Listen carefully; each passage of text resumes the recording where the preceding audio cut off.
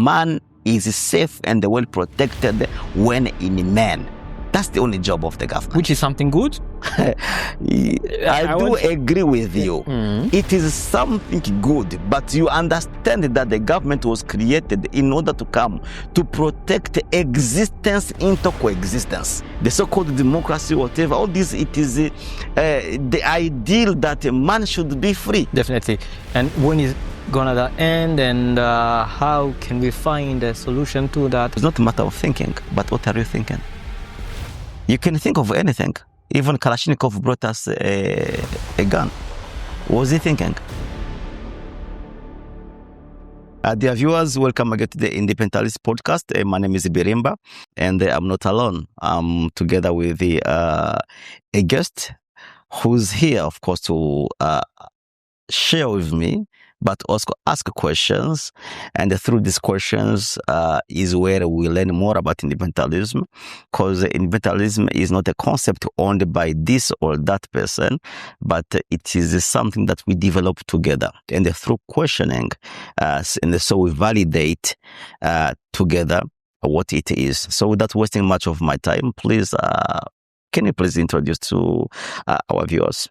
Well, thank you, Brother Billy Birimba, for having me today. It's actually a great pleasure to be here. So as I can maybe challenge you a bit, because you came up with this philosophy or new concept that people were not aware of. Called a concept. A concept? Yes. That many people didn't know before.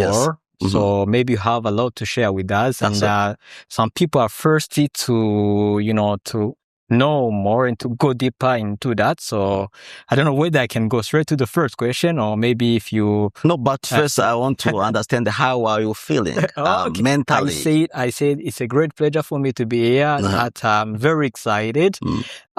What can I say? Am I a little bit nervous? No, it's okay. Are you nervous? It's okay, because it's been a while, without being on screen. So that's why maybe, I know. It's, but you used to invite me to your studio, and in fact, I believe you are so good. So, how's your mind today? I think it's okay. And your heart? I'm ready. I'm ready for you. So now I started the floor to you. You can take control and go ahead ask questions as you are honored to be in the studio with us. And from there we can develop together in order to help also our viewers to learn more about this concept of independentalism. Thank you very much. Well, thank you for the time. By the way, I watched some of your videos and shorts that you've been sharing lately. And I've got a few questions for you. So first of all, maybe for people who didn't see those shorts or videos or first episodes, maybe you'd recap a bit the three laws. I mean, you talked about independence, interdependence, and adaptability. Of course, you didn't go deeper. You didn't explain what is adaptability. Maybe today we get time to learn about it. Yes, I see. But I would like to learn about independence again, because I was still intrigued when you're talking about the money, the man who is now put out of the center. Yes. Who put him out of the center? Yes, I see. Why? Yes. Actually, most of the time I see when we are talking about the law of independence, or when we are saying that man is a sovereign being, most people don't feel comfortable with that. They say, no, coexistence matters. They're like, no, we have to have a unity. We have to be together.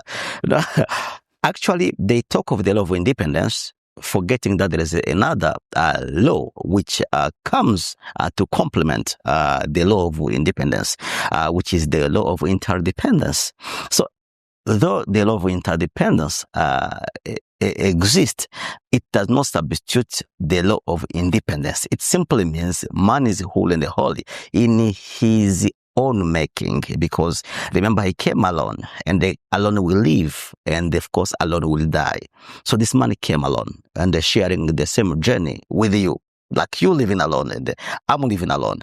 I have my brain, which is full of, I don't know, millions of thoughts in it. Though right now, as we are together here, you are in your own world of theories. I'm on my own theories. Maybe yours right now is at home. Maybe mine right now is at my office tomorrow. What's going to be up in my office? What I leave to do tomorrow is the backlog. So you see, though together, but a person is this entity full of wealth, which are called treasure. And that treasure is personal, is not shareable. You may be sleeping with your wife, but is in that world of hers, and you are in that your world, on the same bed. So here is where now the law of interdependence comes, where now we can share these treasures amongst one another.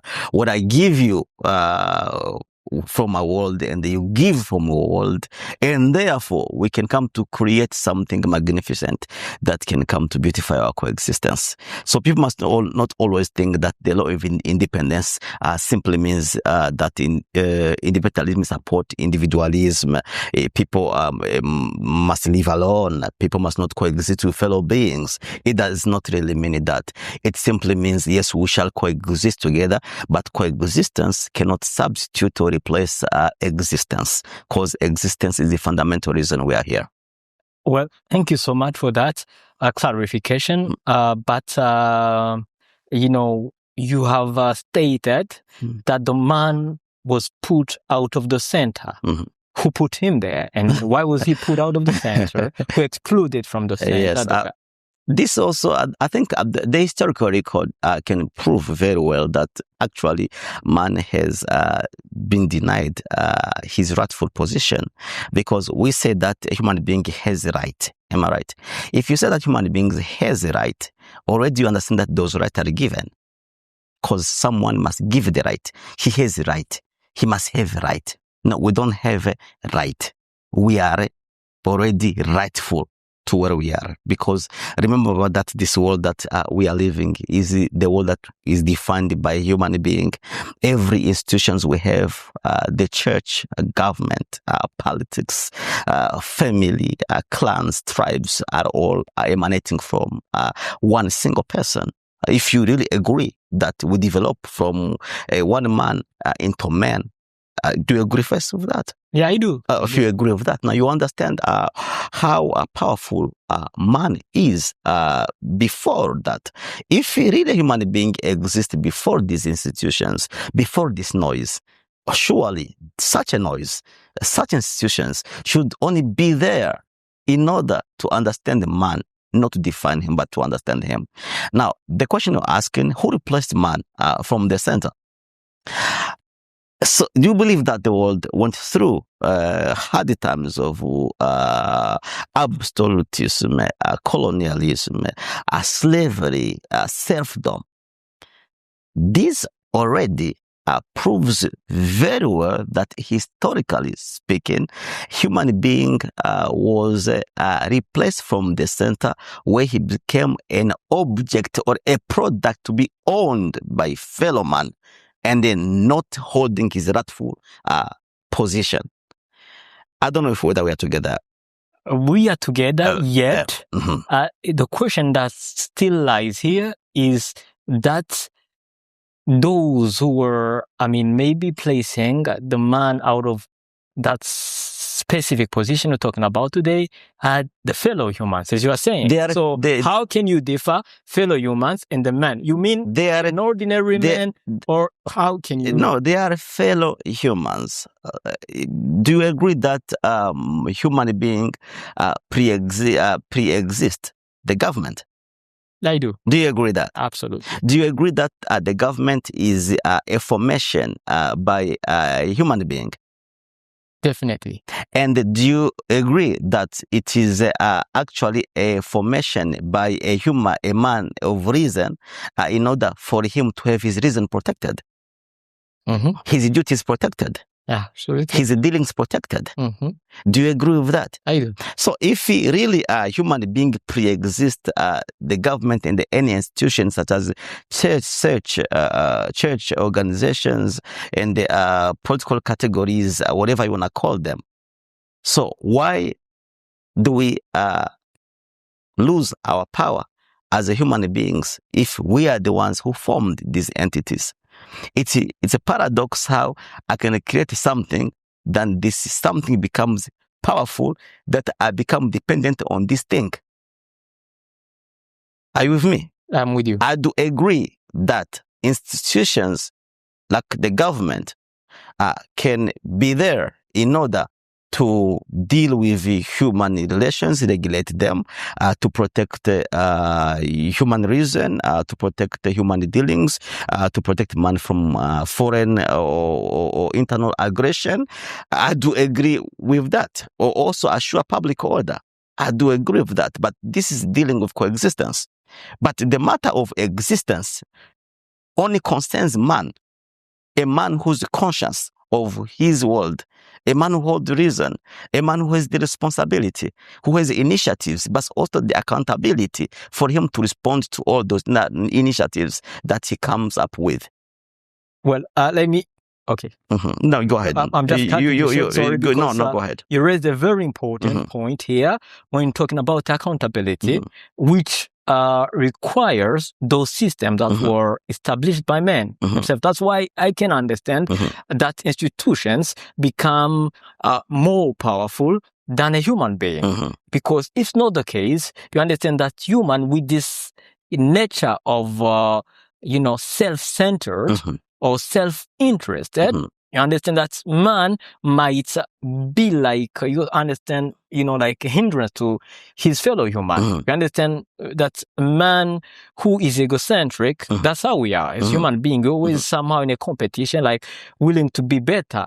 Others are willing to move forward. And sometimes we find we are working on other people's interests. That's why those institutions or the laws come to regulate all those things. And you understand that man lose a certain power over existence or of independence, and then we shift to interdependence. But that's why I like more the second law than the first law. But you did agree first that man formed everything for the protection of his reason. Absolutely.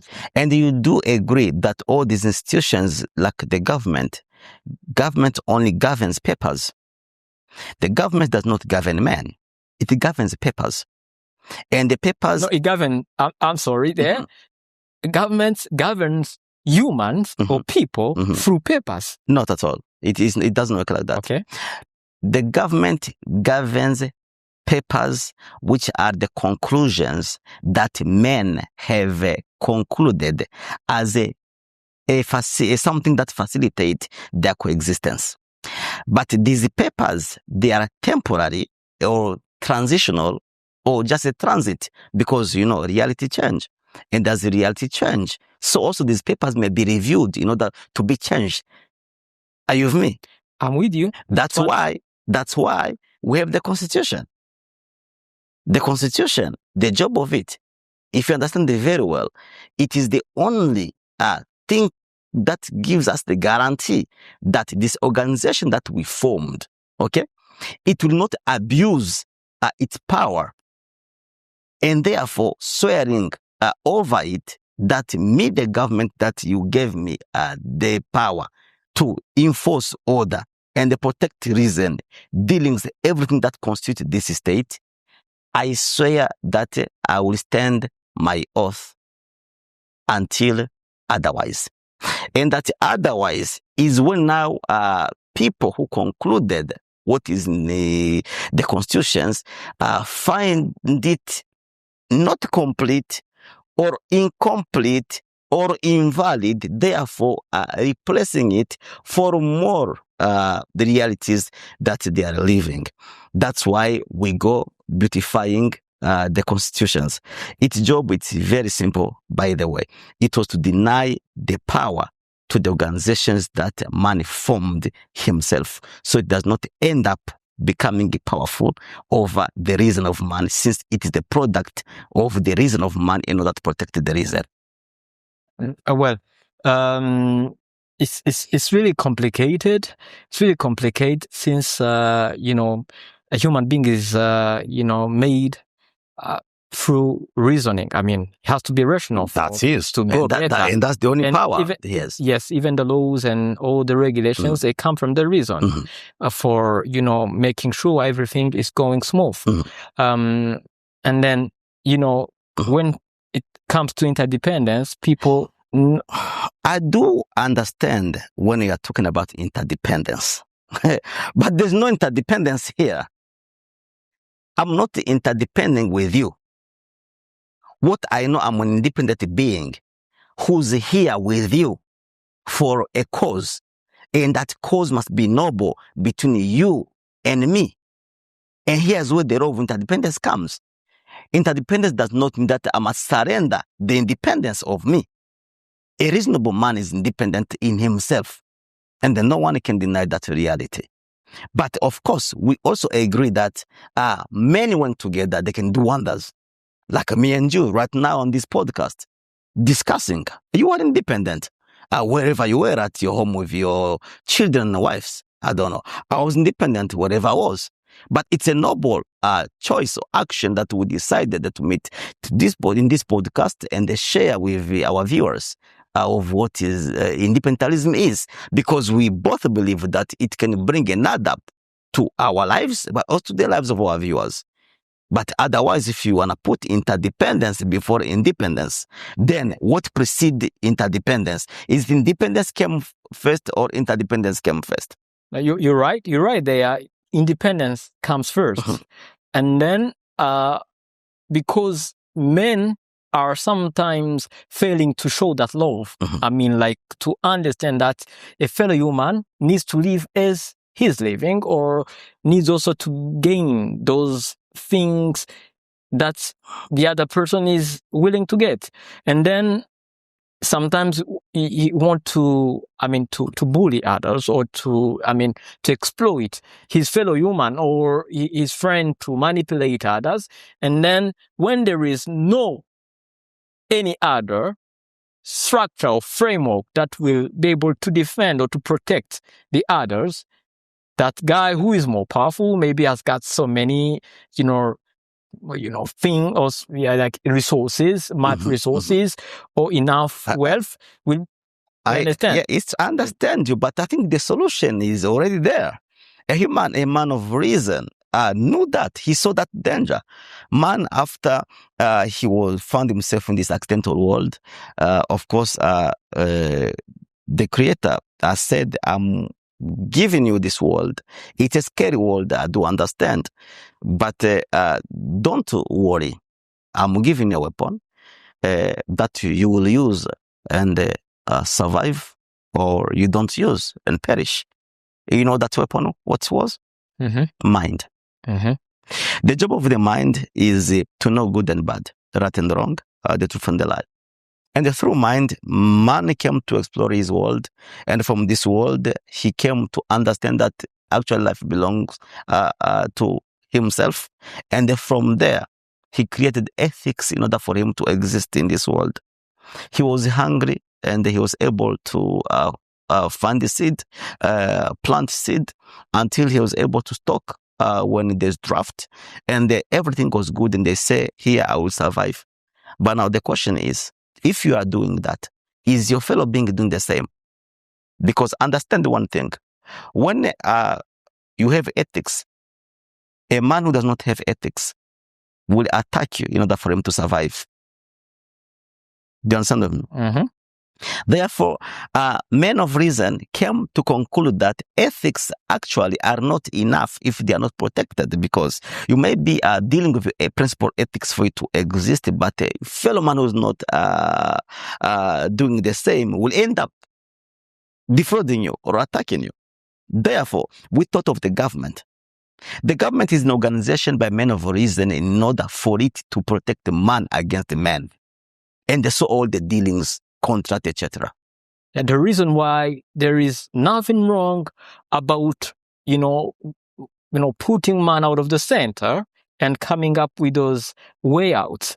And then maybe we can shift to the third law, because, we can speak until tomorrow. No, it's not a matter of speaking until tomorrow, unless if you resist your mind to understand that a human being is actually the essence of everything. Yeah, I got you, and I accepted that. I don't understand how you are resisting to understand that a human being actually formed the government in order for it to protect the reason of existence. So you understand existence is paramount. Existence is the reason why we are here. We cannot talk of coexistence if exist does not exist in the first place.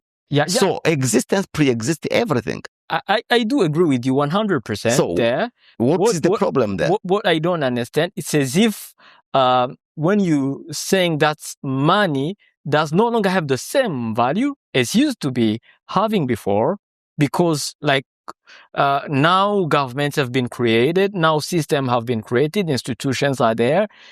Is like money has lost its power. That's what is hard. You have said it already now. Before I explain what the government is, you were saying that actually man has been surrendered. I mean, has been rendered void. You were saying that man is denied. You were saying that man is not given the right to have like everyone else. No, man is never given. Man gives himself. In this world, he does not have to be given. Yeah. Actually, when you claim that man has to be given some right or access to something, here is where independentalism actually plays a role. Because man should not be there to be given. Man should be there to claim his rightful position in existence. And this means if I'm hungry, I have to use my mind, make principle ethics for me to eat. Of course, without infringing your right. If I need to buy a car, that's for me to find the ways to do that. I will not come to rob yours. Yeah, sure. So what if someone comes to rob yours and there is no any other institutions or any other entity to protect you? That's why I told you that solution is already there, because we saw that ethics which are not protected may end up into the danger against ethics itself. That's why we formed the government. The government did not fall from heaven. The government was created by men of reason in order to protect their reason. So what you don't understand is that it is an organization actually which is put there as a core movement who will be assisting these men, and they will give power to this government, or the power either legal. I mean, you remember the government has the police, it has the army, the government has the justice system, the government has prisons, the government have the guns. So all that, they are the tools that we gave the government in order to assure that indeed the man is safe and well protected when in man. That's the only job of the government. Which is something good? I do agree with you. It is something good, but you understand that the government was created in order to come to protect existence into coexistence. Here's where I go back again to the law of independence, which pre-exist or precede interdependence. Yeah, true. You're right there.